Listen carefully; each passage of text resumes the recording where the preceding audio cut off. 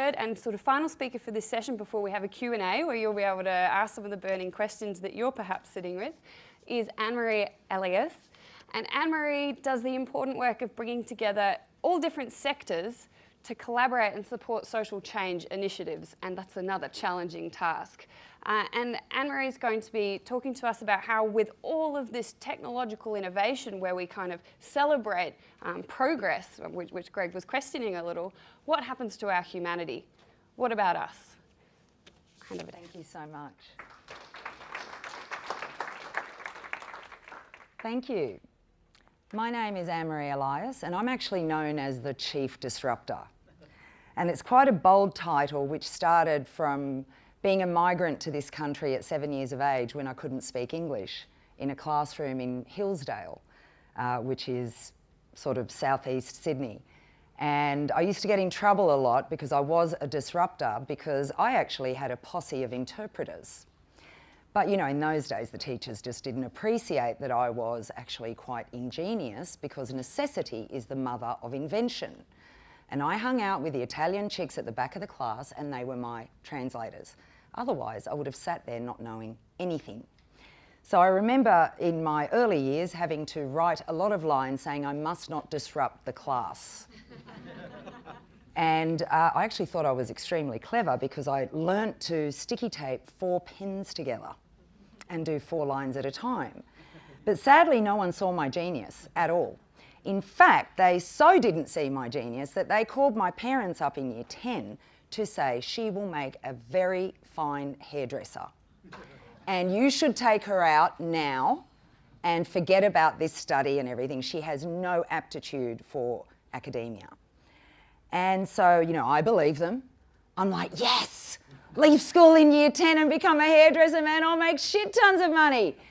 But it wasn't to be. My mother had suffered and had come as many migrants to this country to actually give her children a better life. So I was not going to university. You must understand this. So my mother gave them the what for and literally dragged me to TAFE after I had failed my HSC the first time and presented me to TAFE with these appalling marks and said, my daughter is going to go to university. And they're sort of halfway sort of trying to not demolish her or me, but be a little bit encouraging, was to say, you know, she could be a police officer, because that was kind of the lowest marks you needed to get in your HSC. So anyway, my life was very blessed because I had a mother that believed in me. I had one teacher, my economics teacher, that believed in me. And as they now say, the rest is history. Not only did I go to uni and do politics and sociology, but I have a master's in communication management and was admitted to start a PhD, but I've changed my mind. And this is the reason why. I'm a chief disruptor because I spent my entire life looking at disadvantage. I had my own disadvantages. By the time I was 14, I attempted suicide. I ended up in a hospital where the social worker told me there were no foster parents that would take a 14-year-old. So I had to go and struggle in a group home with kids that frankly I was terrified of. So luckily I had my wherewithal to say to her, well, if I have to go into a group home, I'd actually rather go back home to my family. And so that she found me a foster family. And I stayed with them for 12 months and got a sense of normality. Like, is anyone here a quarter Egyptian, Turkish, Italian, Corsican? Why would you do that to someone? Why would you get all the crazy nashos in one family and give it to me? I don't know, it was stupid, but that's why I like to disrupt things as well. I got a lot of passion for disadvantage because of my own experiences, but also I then spent my entire life working for ministers on both sides of politics, Labor and Liberal. I worked for state and federal government and I worked for NGOs. And I left after 30 years in utter despair. We are not fixing shit at all. Right? So you consider this, we spend $250 billion a year in Australia every year, and I reckon that's a lot higher now, that figure's from 2013, on social disadvantage. Yet the very same year, the Australian Council of Social Services told us 1 in 7 adults and 1 in 6 children live below the poverty line. My friends, the status quo is unacceptable. So who is with me to disrupt the shit out of it?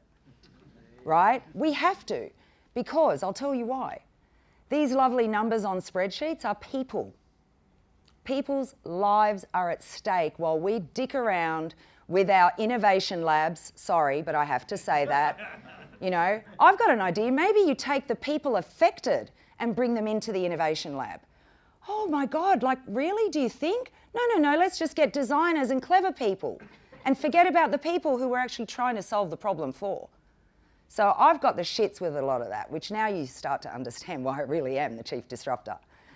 So basically, whoa, we have a global dilemma, and automation and technology is a major part of this, right? So the dilemma is that by this year, apparently, global unemployment was going to reach 200.5 million. I'm dyslexic at maths, so I think I gave you the wrong figures for the website, so we're going to have to adjust the figures. But basically, this is what's actually happening. And I was at a forum a few weeks ago where someone from EY, I actually asked the question, well, what are we going to do about people? Because people are falling through these cracks. And she thought she was so clever by telling me, no, Anne-Marie, no. For every job that we lose, we replace them. And I just sat there thinking, what coma land is she in? Okay? Because yes, we lose 17,000 jobs and replace them with 4 robots. Is that acceptable? And you know what? That's up to you and me, because all of us are working in these corporations, organisations, academia, whatever, that's focusing so much on this clever innovation and technology and da-da-da-da. And what I'm here to do is to remind you about people, about our humanity, and to remind you, in fact, that progress is not progress if we leave people behind. And that's what's happening. And it's not up to the regulators or the decision makers, it's up to us, you and me, because we're on the coalface of making decisions. When someone says, hey, let's do an innovation lab, then we have the choice to say, well, okay, what are we doing this for? And where's the humanity in that? And who are the people that we're innovating for? Because in my humble opinion, they need to be in the room. Enabling or disabling technology. So other speakers have spoken this morning about technology and whether it's an enabler or a disabler. It can be very disabling. And we've talked about the unemployment prospects. Some people are saying that we're going to have 40% unemployment in the world. And that's just part of this progress. So that's going to continue happening. It's not going to go less. So I wonder why it is that the big tech founders are pushing for a robot tax and a universal basic income. But not the Australian government. We're not even thinking about that, because we're going to wait till it's too late, and then we're going to start talking about it.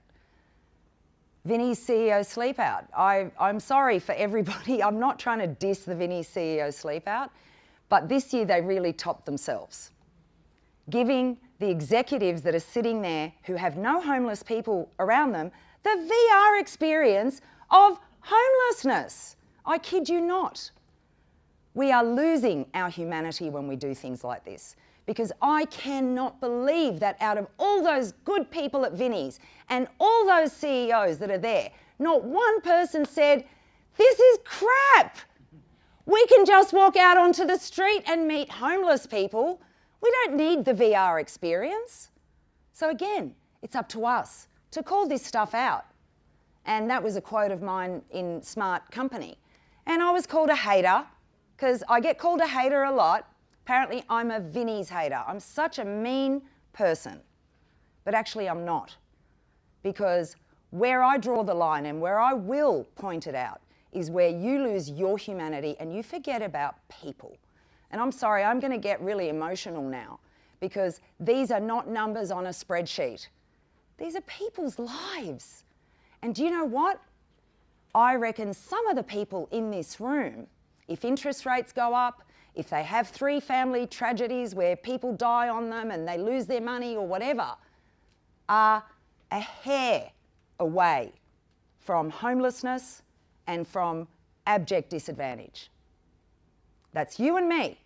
That's not those people out there at all. So, progress just isn't progress if we leave people behind. So I'm going to be the person reminding you that. And one of the ways I'm doing that is I'm finally called myself a catalyst for change, because that's what I'm committed to. I've been doing this work since I was 16.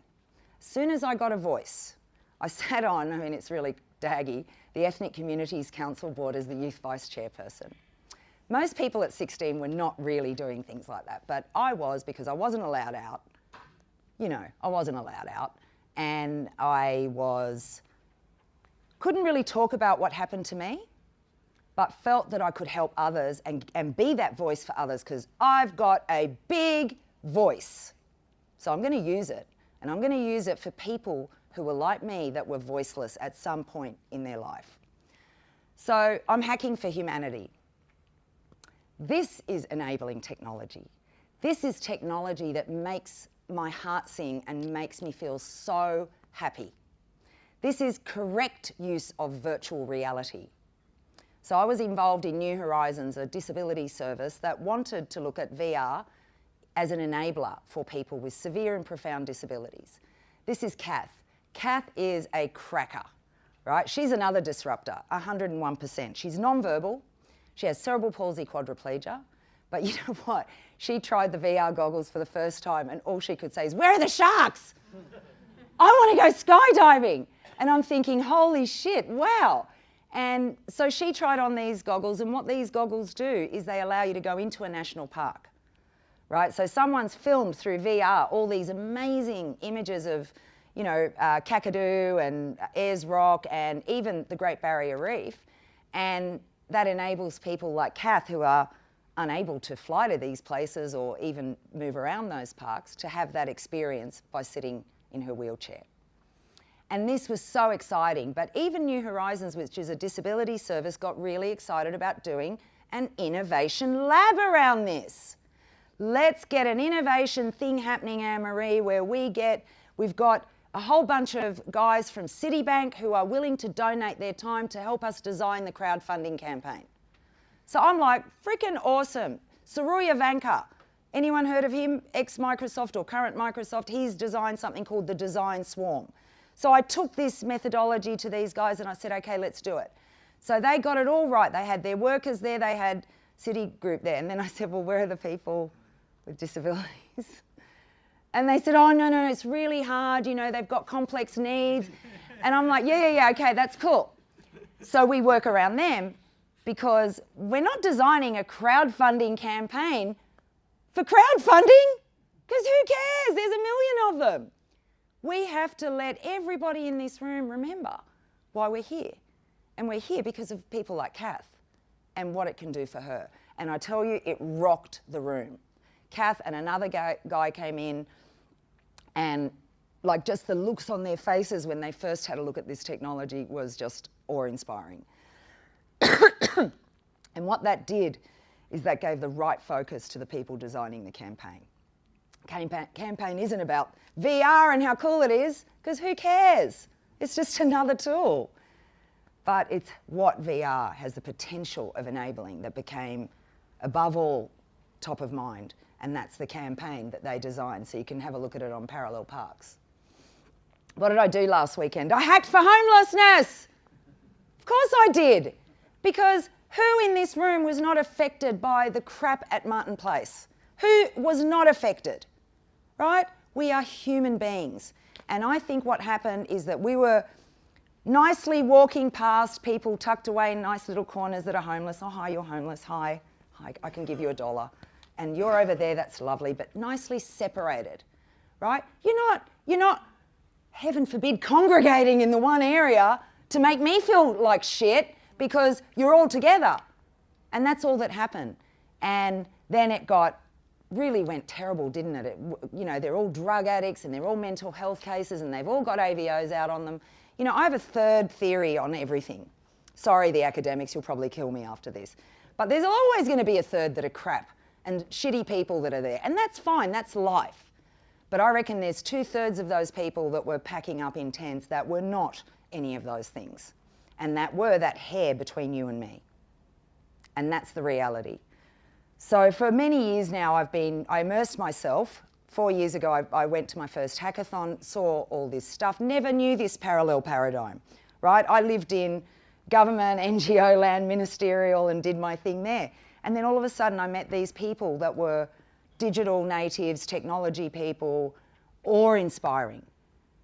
And I just kept thinking, I wonder if I can get these people to come and help me hack social change. Because you know what, they're really clever. They're smart, and the most important thing, academics back me up on this, they have no vested interests. They don't belong to any NGOs, they don't care which NGO gets anything, they're committed to solving a problem. So this was going to be my PhD, but my PhD is in true life now. This is my PhD. So cross-sector, cross-discipline collaboration breeds innovation. But none of that works without humanity. So when we started working on a series of social change hacks, we always started with the NGOs that weren't the big sexy ones, but the ones doing the hardcore work on the ground. So with Hack for Homeless, we partnered with New South Wales Council of Social Services, Rabbi Mendel Castell, and Reverend Bill Cruz from Exodus. So a bit of interfaith stuff going on there. And what was so amazing, it was their first hackathon. We spent 2 months doing all the data. I always start with my data, even though I hate it too. But I look into the patterns in the data, and some of the patterns really shocked me. 60% of young people on the streets are out of foster care. Thank you. Thank you, New South Wales Family and Community Services, where I worked. Thank you so much. In fact, I'll even one-up that. Do you know that the majority of adult prisoners have come through the foster care system? Now you know. So what do we do about it? We go to a different set of people that have no vested interest to solve the problem, and we work with them. So we attract a lot of different crazy people at our hackathons. 80% of people have never been to a hackathon before, right? I'm not a hacker, I'm a hustler. I've definitely worked that much out. I hustle to my death. But I'm not a hacker, I'm not digital. Like, yeah, I'm really good with Facebook and Twitter and stuff like that, but I can't code, I'm shit with data because I'm dyslexic with math and all that kind of stuff. But I have a value to contribute in those things. And I have subject matter expertise, I have understanding of the cohort, and I do really crazy things. So apart from the fact that we actually had a whole lot of former homeless people in the room that were non-identified, that I had to tell people that they're among us, and people started crying because you could not tell who were the homeless people in the room or former homeless people. But then on the Saturday night, we did a tour with Rabbi Mendel Castell. He took us to Martin Place, and we met these two characters. And Lawrence and Ricky are just absolute characters. They're my new friends and they're my guides now. But what I did is we met them on the Saturday night, we invited them to the hackathon. I burst into tears when I walked in on Sunday and they were there. Not only did they give speeches about their current experience living rough, but they stayed the entire day. And they became judges of the hackathon. That is hacking for humanity. That is how innovation should work. It's not about having the technology, it's not about having even the smart people in the room. It's about how we connect with people that understand the problem better than you and I could even begin to think. So did you know that there are 4 carriages going to Kiama every night filled with homeless people in our own little city, okay? So they do that because it's safe and because obviously it's cheap. But I met 2 ladies the other night at Martin Place that I swear to God looked like school teachers. Like you would never think. And they were in their 70s and they're living on the train because that's all they have. That's our humanity, people. That's what's happening in our city. And I personally have decided I can't take it. I can't sit there and just go, oh, it's okay. It's okay. Because it's actually not okay. And again, I'm really committed to shining the light on these issues, but also bringing these people with us. So Ricky, the guy with the blue hat, is a civil engineer. He is. He worked as a public servant. He lost his job. He lost his mother. His father had dementia. And his life just, no drugs, no alcohol, definitely some mental health stuff going on. But I cried the night that I met that guy, because that guy could be me and that guy could be you. And I just felt so sad that he lived in that world where people didn't respect him. And in fact, what they told us at the end of the hackathon is just how human they felt, right? Like they were part of something. Rabbi took one of them, Tracy Howe from NGOs took the other, and they got them to participate in the judging. They've never had any kind of attention like that. That's how you change the world. One person at a time, one hack at a time, one event at a time. So we did spark social change last weekend. We had about 90 people come to our hackathon. And can I tell you, we didn't get $1 from government. Not a cent. But do you know who did come on board? Domain Property Group. So I want to say that because I think these are the companies that we have to think are the business of tomorrow. Because they get that they're part of something, part of a place, part of a society, part of a community, and they want to be part of that solution. Now, they didn't want any publicity. They didn't want a big deal, but they sent 5 of their staff the whole weekend. They gave us all their data, all the property data for us to be able to use. I have no data from government, none. I have no money from government, none. And no one from government came along to the hackathon or even asked us, can you come by after you've done it and let us know? Because they're not interested. So what do you reckon? It's up to us, right? It's up to us. And Vibewire is a youth co-working space that I'm a part of. Spark Festival, I'm on the board. And what Spark Festival does as a mainstream celebration of Australian innovation and startups is it gives people like me a place. It gives me people like me a voice to say, hey, how about we include Aboriginal people? How about we include disadvantaged people? How about we include the winners of that hackathon as part of that showcase, right? And the team that won is a team, none of them even thought this was going to happen, but their idea is Care Connect, and it spoke to my experience in foster care. And what it's doing now is it's looking at leveraging unused data in, unused accommodation in Airbnb and hotels, right? So again, I love solutions that do not look at the service system or government, because I just don't want to. We're better off just getting on with it and doing it. And I'm really excited about the other team. The second winning prize was a team from Deloitte's. Now those guys were amazing, absolutely amazing. And they came up with an idea for also speaking to the foster care issue, that every young person should have 5 aunties and uncles they can call on throughout their life. And we should draw that from family networks and schools and communities, so that if the kid starts to have problems like I did at 14, that's a fucking magic age, can I tell you? Sorry about the swearing.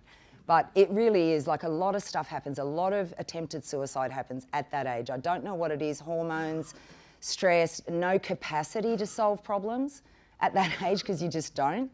But that's a real, it's a real core age. So their solution is, start from primary school, get the 5 aunties and uncles, and then those kids and their parents or carers have other people to draw from. That's community. So progress just isn't progress if we leave people behind. Hopefully today I've shown you how we can take them with us. And also to remind you that it's not up to anyone out there, it's up to you and you and you and me. So it's up to us. So thank you so much for your time, and just always remember, the best way to predict the future is to create it. And we're trying to do that with Hack for Humanity or Hack for Social Change. The next hackathon we're doing is in November on domestic and family violence. We are tackling all the big, ugly, disgusting issues that are not getting any better. And we're doing this, and we need your help from wherever you are, whether you've been to a hackathon or not. I guarantee you I'll get you addicted to this process, because we have to get shit done fast. Because if we don't, just remember, it's people's lives are at stake. People are falling through the cracks. So I hope you will join me, and thank you so much for the opportunity today. I think we disrupted Sydney. Thank you.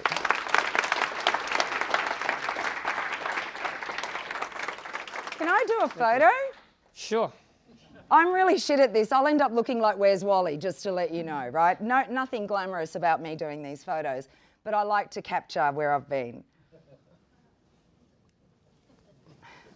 Yeah.